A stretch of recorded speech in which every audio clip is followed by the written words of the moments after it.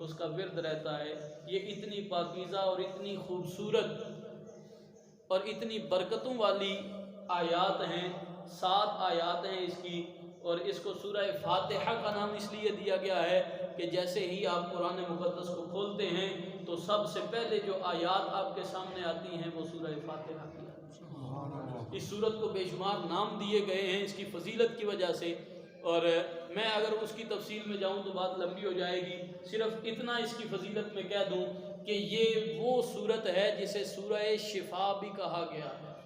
اگر بندے کو جسمانی بیماری ہو تو بزرگان دین فرماتے ہیں، حضور کی احادیث سے یہ بات ثابت ہے کہ اس نیت سے کہ اللہ شفا دینے والا ہے اپنے کلام کے توسل سے، تو اس سورت کو اگر کوئی پڑھ کے کسی بیمار کے اوپر پھونک دیتا ہے تو اللہ اسے شفا عطا فرماتا ہے۔ اور یہ میں نے بذات خود تجربہ کیا ہوا ہے، میرا یقین ہے، میں نے کئی دفعہ یہ نسخہ آزما کے دیکھا ہے، یہ آیات اللہ کی بارگاہ سے انسانوں کے لیے شفا بن کر آئی۔ اور ایک اس سورت کی سب سے بڑی خصوصیت یہ ہے کہ یہ ایسی سورت ہے جو ہمارے سب سے بڑے دشمن کے لیے زہر قاتل ہے۔ زہر قاتل ہے۔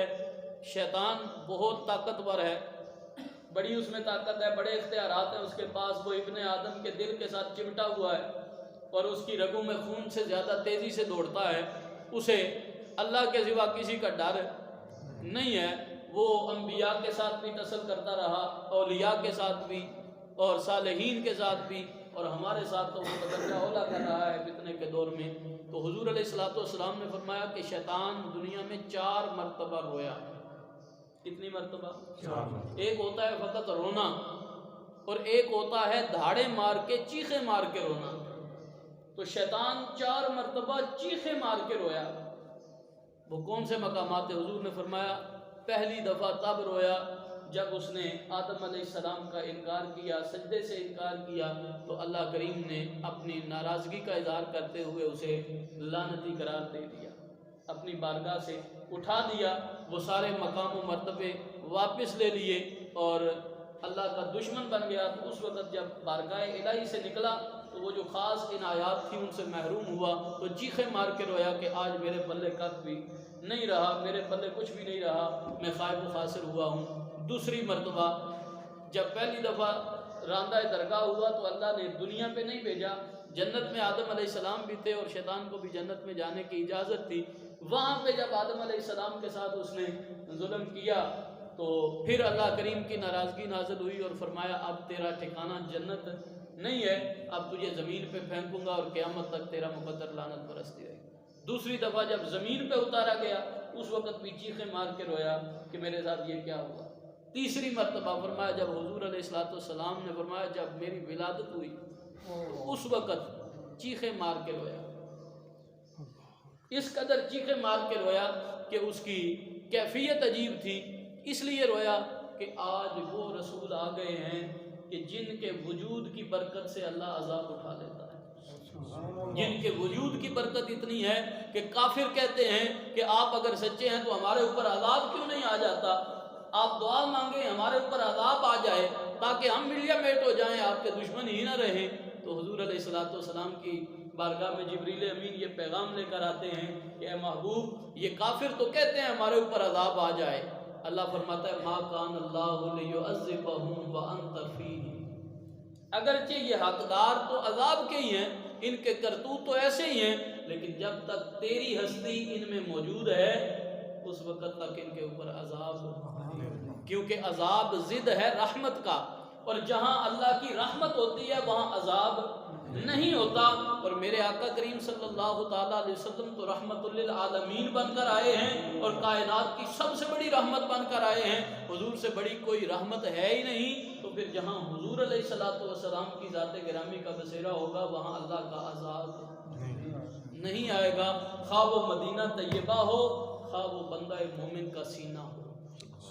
اگر بندہ اپنے سینے میں مصطفیٰ کو بسا لیتا ہے اور اس کی سوچوں کے اوپر، اس کی خواہشات کے اوپر حضور علیہ الصلوۃ والسلام کا پہرا ہو جاتا ہے، حضور کا وہ غلام بن جاتا ہے، تو پھر شیطان تو کیا دنیا کی کوئی طاقت بھی اسے صراط مستقیم سے ہٹانے کی کوشش نہیں کر سکتی۔ اس لیے اگر ہم حضور علیہ الصلوۃ والسلام کے ساتھ وفا کرنے والے اور حضور کے بتائے ہوئے طریقے کے پر عمل کرنے والے بن جائیں تو پھر کیفیت یہ ہوگی کہ ہمیں شر نفس سے بھی نجات مل جائے گی اور شر شیطان سے بھی نجات۔ ایک بندے کو یہ حکم ہے کہ تیرے سائے سے بھی شیطان ڈرتا ہے،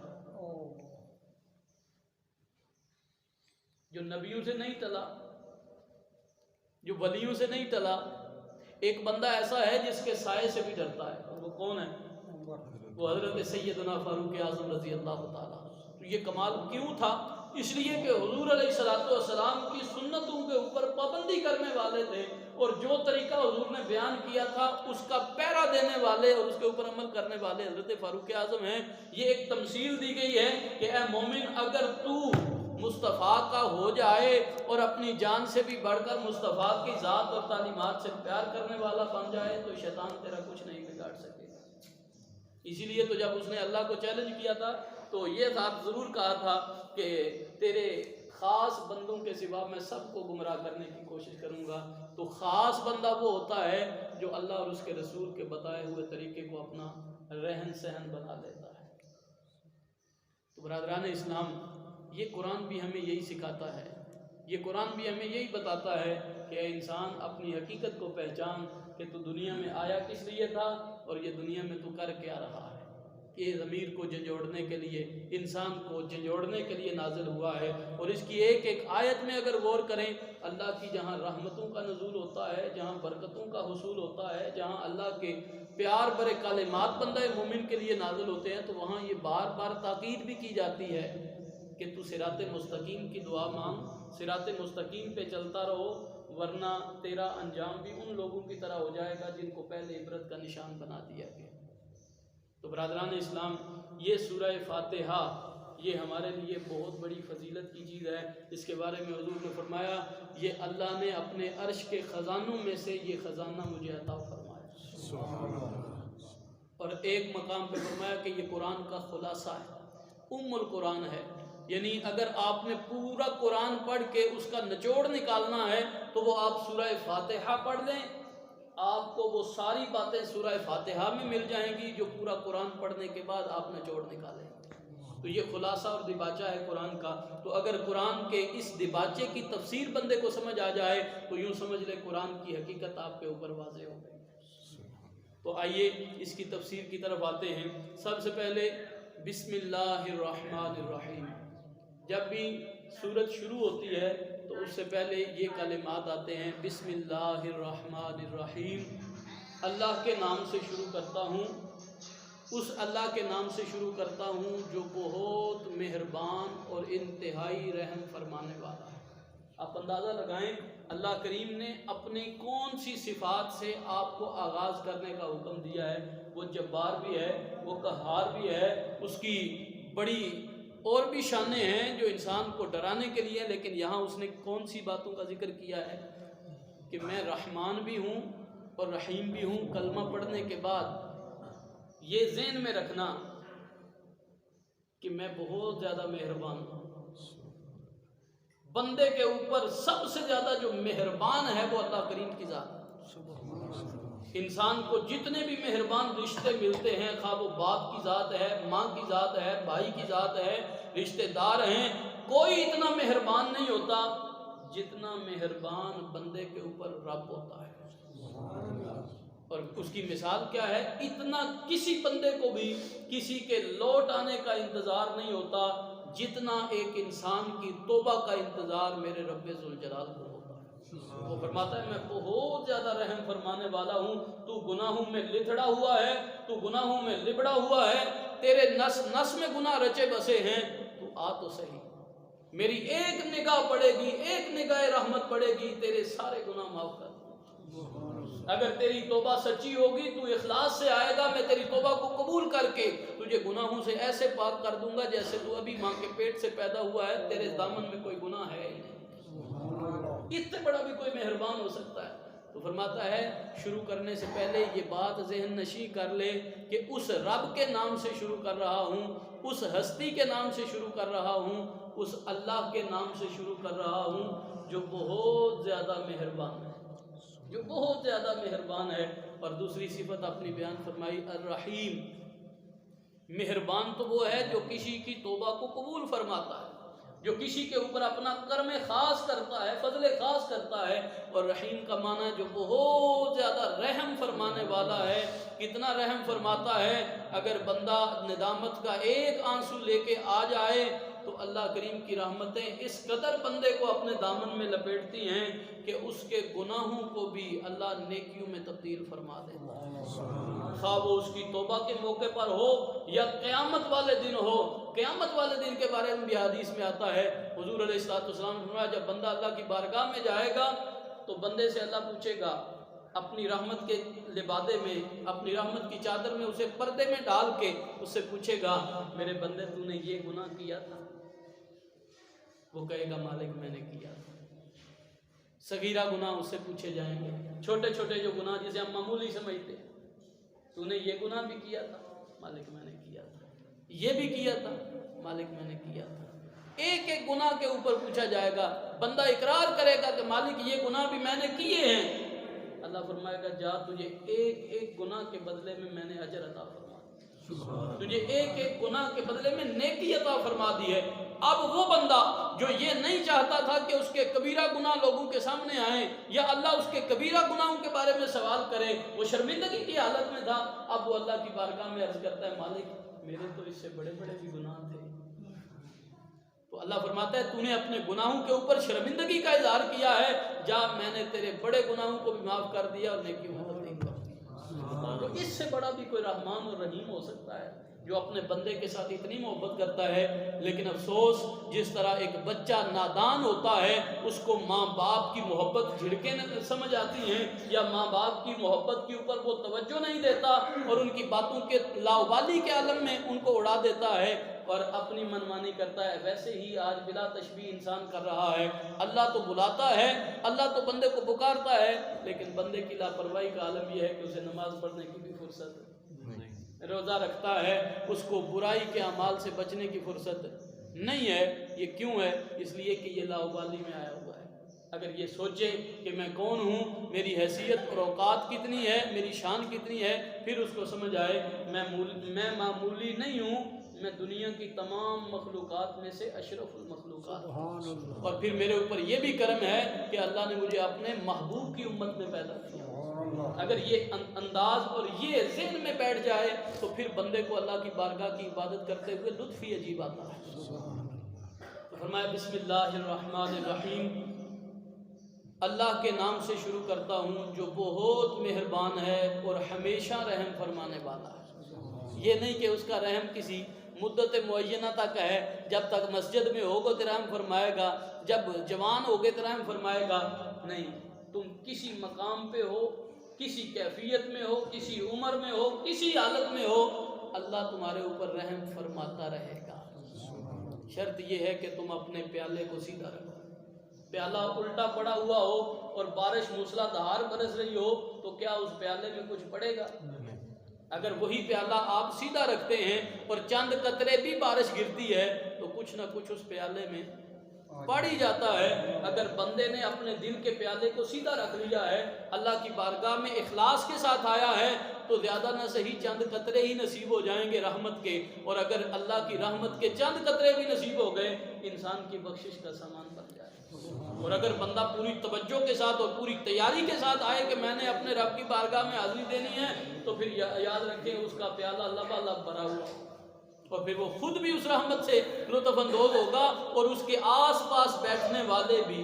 لا یشقا جلیسہم، اللہ کے نیک بندوں کے پاس بیٹھنے والے بھی شقی نہیں رہتے بلکہ سعادت مند بن جاتے ہیں، اسی وجہ سے کہ ان کا پیالہ لبالب بھرا ہوا ہوتا ہے، وہ خود بھی اس رحمت کے چھینٹوں سے لطف اندوز ہوتے ہیں اور اپنے ارد گرد والوں کو بھی لطف اندوز کرتے ہیں۔ تو سورہ فاتحہ کی پہلی آیت ہے الحمدللہ رب العالمین، تمام تعریفیں اس اللہ تعالیٰ کے لیے ہیں، اس اللہ کے لیے ہیں جو رب العالمین ہے، تمام جہانوں کا پالنے والا ہے۔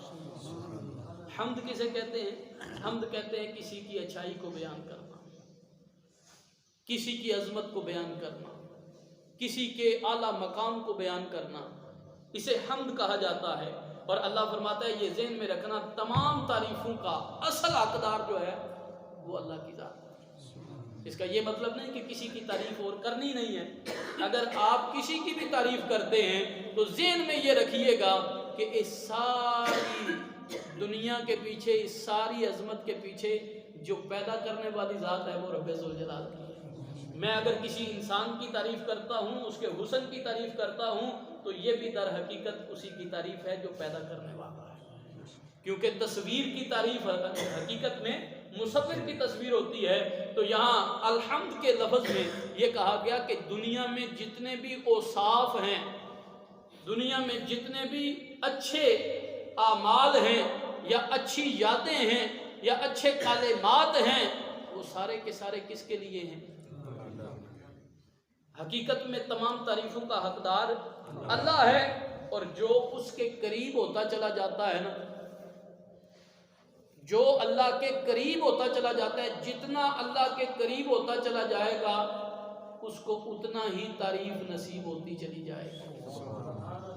یہ حقیقت ہے کہ جس طرح بندہ سورج کے جتنا قریب ہوتا جائے اتنی روشنی زیادہ ملتی ہے، چاند کے جتنا قریب ہوتا چلا جائے اتنی روشنی اور نور زیادہ نصیب ہوتا ہے، بلا تشبیہ و بلا تمثیل۔ جب بندہ اللہ کی بارگاہ کا قرب حاصل کرتا ہے تو پھر اس کی کیفیت یہ ہوتی ہے کہ اللہ تعالیٰ اپنا پرتاؤ بنا کر اس بندے کو دنیا میں رکھتا ہے، اور اس کی محبت کا انداز یہ ہوتا ہے، وہ جبریل کو کہتا ہے فلاں بندے سے میں محبت کرتا ہوں، جاؤ فرشتوں میں جا کے اعلان کر دو کہ فلاں بن فلاں سے اللہ محبت کرتا ہے۔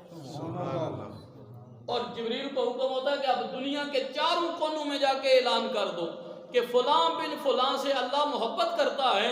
اور جب اللہ کسی سے محبت کرتا ہے نا تو پھر لوگوں کے دلوں میں اللہ اس بندے کی محبت اور عزت ڈال دیتا ہے۔ اور یہ جبریل کا جو اعلان ہے وہ ہمارے دلوں میں محسوس ہوتا ہے، ہمارے دلوں کی آواز آتی ہے کہ فلاں بندہ یار بڑا نیک آدمی ہے، وہ تہجد گزار ہے، وہ بڑا نمازی پرہیزگار ہے، آج تک اس نے کوئی ایسا گناہ نہیں کیا، آج تک اس نے کسی کے اوپر ظلم اور زیادتی نہیں کی، اگر کی بھی تھی تو آج اس نے توبہ کر لیا، وہ نیک ہو گیا ہے۔ تو یہ کیفیت بن جاتی ہے، لوگ بھی اس بندے کی تعریفیں کرنا شروع کر دیتے ہیں۔ تو اللہ کی تمام تعریفیں اللہ کی ذات کے لیے ہیں، اور جو اللہ کے قرب میں آ جاتا ہے اللہ پھر اسے تعریف عطا فرما دیتا ہے، پھر دنیا والے اس کی تعریفیں کرنا شروع کر دیتے ہیں۔ تو حکم الہی الحمدللہ رب العالمین، تمام تعریفیں اس اللہ کے لیے ہیں جو العالمین کا رب ہے۔ رب کسے کہتے ہیں؟ رب کہتے ہیں کسی بھی چیز کو تبلیغ الشیء الی کمالہ حسب استعدادہ شیئا فشیئا۔ رب وہ ہے جو کسی چیز کو نقطہ آغاز سے نقطہ انتہا تک پہنچاتا ہے ترتیب وائز، اس کو رب کہتے ہیں۔ اللہ کریم رب ہے ہمارا، اور اس کی ایک مثال آپ کے سامنے، ایک انسان کی ابتدا کہاں سے ہوتی ہے؟ پانی کے ایک قطرے سے، اور پھر اس سے وہ خون کا لوتھڑا بنتا ہے، پھر گوشت کا لوتھڑا بنتا ہے، پھر اس کے اندر ہڈیاں بنتی ہیں، نقش و نگار ہوتا ہے، اس کی خوبصورتی کا سامان ہوتا ہے، 9 مہینے ماں کے پیٹ میں گزارتا ہے، اس کے بعد پھر دنیا پہ آتا ہے، پھر اس کی عزت افزائی کے وہ سارے اسباب ہوتے ہیں، اس کا رزق نقطہ آغاز سے پیدائش تک اللہ کریم اہتمام فرماتا ہے، اور پھر جب دنیا پہ آتا ہے تو اس کے آنے سے پہلے اس کے رزق کا اہتمام کر دیا جاتا ہے۔ جیسے جیسے اس کی عمر بڑھتی چلی جاتی ہے وہ اور بلندیوں کی طرف سفر طے کرتا ہے، ویسے ویسے اس کے لیے اللہ کی نعمتوں کے دسترخوان کھلتے چلے جاتے ہیں۔ آخر تک اس بندے کو نقطہ آغاز سے انتہا تک ساری نعمتیں دینے والی ذات کون ہے؟ اللہ۔ اب رب جو رب حقیقی ہے وہ رب ذوالجلال ہے۔ ماں باپ کے لیے بھی اللہ کریم نے یہ لفظ استعمال کیا ہے قرآن مقدس میں، رب ارحمہما کما ربیانی صغیرا۔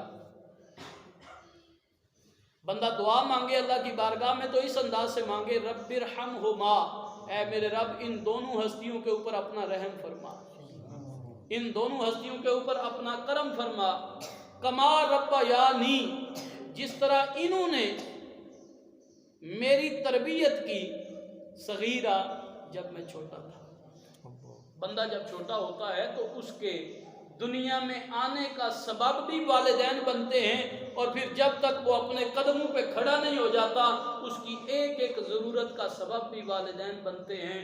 والدین اس کے لیے بڑی بڑی مشکلات برداشت کرتے ہیں، والدین اس کے لیے اپنا چمڑا تک بیچنے کے لیے تیار ہو جاتے ہیں، اور انسان کو جھنجھوڑا گیا کہ تو اپنے والدین کی طرف غور و فکر کر کہ جنہوں نے تجھے اتنے نقطے سے اس کمال تک پہنچایا ہے۔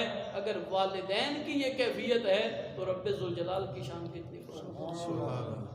ان والدین کی نافرمانی کرنے سے منع کیا گیا، اور اگر کوئی بندہ اپنے والدین کا نافرمان ہوتا ہے، اس کے والدین اس سے ناراض ہوتے ہیں، حکم شرع یہ ہے کہ وہ جنت میں نہیں جا سکتا، اس کی توبہ قبول ہے۔ اس کے لیے اللہ اور اس کے رسول صلی اللہ علیہ وسلم نے بڑی ناپسندیدگی کا اظہار کیا، بلکہ جبریل آ کے اس کے لیے بد دعا کرتے ہیں، اور میرے آقا کریم صلی اللہ علیہ وسلم اس بد دعا پہ آمین کہتے ہیں۔ تو آپ اندازہ لگائیں، وہ جو چند لمحوں کے لیے صفت ربوبیت جن کو عارضی طور پہ مجازاً عطا فرمائی گئی، ان کی نافرمانی کرنے والا اتنا بدبخت ہوتا ہے، تو جو رب کا نافرمان ہو جائے اس کی کیفیت کیا ہوگی؟ اللہ مجھے آپ کو اس چیز سے محفوظ رکھے۔ تو فرمایا الحمدللہ رب العالمین، تمام تعریفیں اس اللہ کے لیے ہیں جو العالمین کو پالنے والا ہے، العالمین کا رب ہے۔ الرحمن الرحیم، اس کی تفسیر پہلے بھی گزری ہے کہ جو بہت زیادہ مہربان ہے اور ہمیشہ رحم فرمانے والا ہے۔ مالک یوم الدین، فرمایا وہ یوم جزا کا مالک ہے۔ دین کسے کہتے ہیں؟ ایک دین ہے جسے ہم اپنا مذہب کہتے ہیں، دین اسلام۔ یہاں دین کا معنی جو لفظی ہے وہ ہے جزا، جزا کا دن۔ یہاں مثال دی گئی کہ جس طرح ایک کسان بیج ڈالتا ہے، فصل کی آبیاری کرتا ہے، کھاد ڈالتا ہے، محنت کرتا ہے، اور پھر ایک وقت آتا ہے کہ وہ فصل کاٹ کے اس کو گاتا ہے، اس کے آخری مراحل تک پہنچتا ہے، اور پھر اس کو اجر کیا ملتا ہے کہ جس نے ایک بوری ڈالی تھی اب وہ 10 بوریاں بھر کے لے کے جا رہا ہے۔ اب بھوسا اس کو مفت میں مل رہا ہے، محنت اس نے کی ہے، لیکن اس کو اجر کتنا ملا ہے؟ اس سے زیادہ اجر ملا ہے۔ تو یہ یوم الدین کا مطلب بھی تشبیہ دی گئی کہ جب بندہ دنیا میں آتا ہے، مکلف ہوتا ہے، اعمال شروع کرتا ہے، وہ چھوٹے چھوٹے اعمال سے زندگی کی ابتدا کرتا ہے، آغاز کرتا ہے، اس کے اعمال اللہ پاک سنبھال کے رکھتا ہے، قیامت والے دن اس کو اس کے اعمال کا اجر ملے گا۔ اگر کسی نے چھوٹا سا بھی نیک عمل کیا ہے تو قیامت والے دن اس کے سامنے ہوگا، اور اگر چھوٹی سی بھی اس نے برائی کی ہے تو وہ بھی قیامت والے دن اس کے سامنے ہوگی۔ تو فرمایا قیامت والے دن میں اس کی نیکیوں کا بھی اجر عطا فرماؤں گا اور اس کی برائیوں کی بھی اس کو سزا دوں گا اگر میں چاہوں گا۔ مالک یوم الدین کہا گیا ہے، صاحب یوم الدین نہیں کہا گیا۔ یہاں ایک خوبصورت نقطہ مفسرین بیان کرتے ہیں کہ اس نے فرمایا کہ میں یوم جزا کا مالک ہوں۔ ہمارے بر صغیر میں ایک کنسیپٹ پایا جاتا تھا کہ لوگ یہ سمجھتے تھے کہ اللہ تعالیٰ مجبور ہے نعوذ باللہ کہ جس نے نیکی کی اس کو تو اس نے اجر ضرور بھی ضرور دینا ہے، اور جس نے گناہ کیا ہے اس کو ضرور بھی ضرور سزا دینی ہے۔ اللہ تعالیٰ نے یہ جو کلمات کہہ دیے ہیں یہ ہونے ہی ہونے ہیں، ان میں اللہ بھی نعوذ باللہ تبدیلی نہیں کرے گا۔ تو ایسا عقیدہ اور نظریہ نہیں ہے اسلام میں۔ اسلام کہتا ہے وہ مالک یوم الدین ہے، وہ یوم الدین پر مقرر شدہ نہیں ہے، وہ کسی کا پابند نہیں ہے، وہ کسی کا محتاج نہیں ہے، وہ مالک ہے قیامت والے دن۔ جس کو چاہے جتنا مرضی اجر عطا فرما دے، جس کو چاہے اپنی رحمت سے معاف فرما دے، اور جس کو چاہے اپنی پکڑ میں لے کے آ جائے اور نشان عبرت بنا دے۔ وہ مالک ہے، اور مالک وہ ہوتا ہے جو اپنی چیز میں ہر قسم کے اختیار کا حق رکھتا ہے، اسے کوئی روکنے ٹوکنے والا ہوتا نہیں۔ تو فرمایا مالک یوم الدین وہ روز جزا کا مالک ہے۔ آگے یہ جو آیت مبارکہ ہے یہ بڑی اہم آیت ہے، اور اس کے اوپر انتہائی توجہ کی ضرورت ہے۔ میں بار دیگر گزارش کروں گا، توجہ رکھیے گا۔ بہت سارے آج کے سوالات کا جواب اس آیت مبارکہ میں موجود ہے۔ انسان بارہا یہ آیت پڑھتا بھی ہے، اور آج کل عمران خان نے مہربانی کی ہے وہ سارے بچوں کو بھی یاد کروا دی ہے۔ وہ اپنی تقریر سے پہلے یہ جملے بولتا ہے ایاک نعبد و ایاک نستعین. تو بچے کو یہ یاد ہو گئی ہے. اگر عمران خان کی وجہ سے یاد ہو جائے تو اس کی نیکی ہے. ویسے تو ہر مسلمان کو یہ سورہ فاتحہ یاد ہے لیکن ازبر ہو گئی ہے. اس کا معنی کیا ہے؟ ایاک نعبد. بندہ کہتا ہے اے اللہ میں تیری ہی عبادت کرتا ہوں. پہلی جو آیات تھیں ان میں اللہ تعالیٰ کی تعریف کر رہا ہے بندہ کہ تمام تعریفیں اس اللہ کے لیے ہیں جو العالمین کا پالنے والا ہے، جو بہت زیادہ مہربان ہے، جو ہمیشہ رحم فرمانے والا ہے اور یوم جزا کا مالک بھی ہے.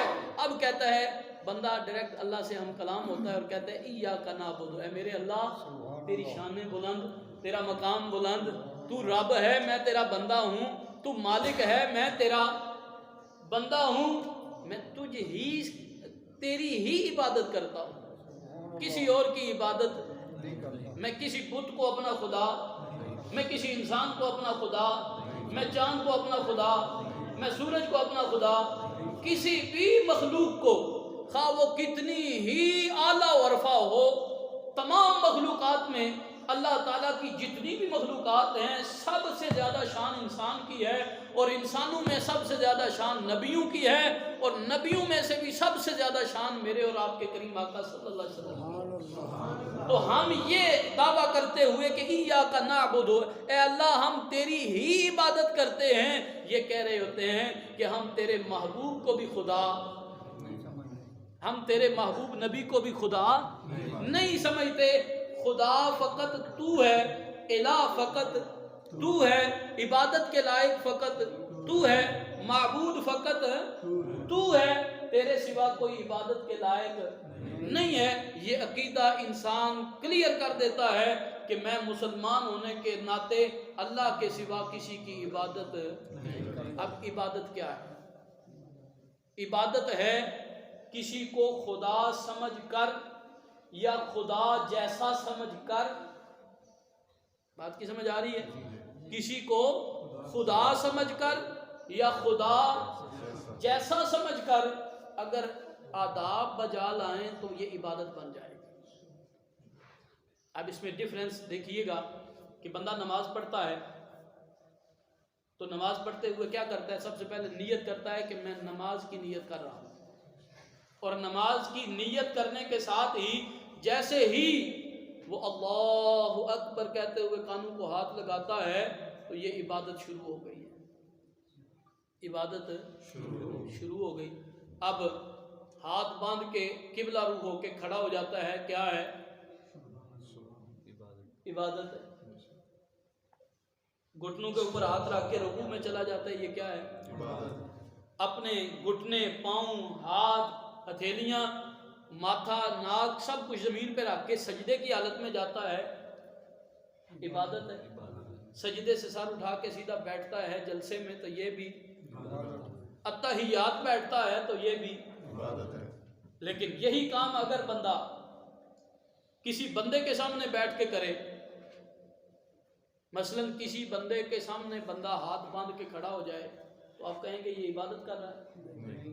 کیوں؟ نماز میں بھی تو آپ نے ہاتھ باندھے ہوئے ہیں. کسی کے سامنے کھڑے ہو کر بندہ کہتا ہے اللہ اکبر، ہاتھ آپ نے اس کانوں سے بھی اوپر کیے ہوئے ہیں، تو کیا کہیں گے یہ عبادت کر رہا ہے؟ کسی کے سامنے آپ اپنا سر جھکا دیتے ہیں، باپ کے سامنے سر جھکا دیتے ہیں، استاد کے سامنے سر جھکا دیتے ہیں، تو کیا یہ عبادت ہے؟ کیوں؟